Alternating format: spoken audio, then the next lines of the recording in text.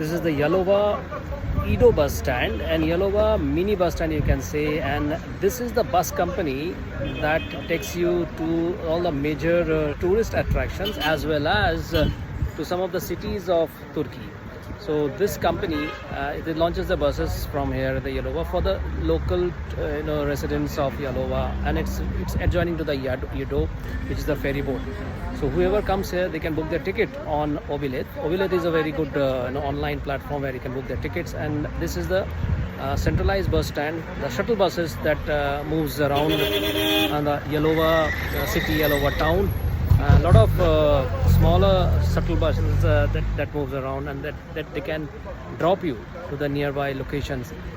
So anybody wants to come to Yalova, they can take the ferry from Istanbul. Yanikapi and Pendik are the two ferry boat stations.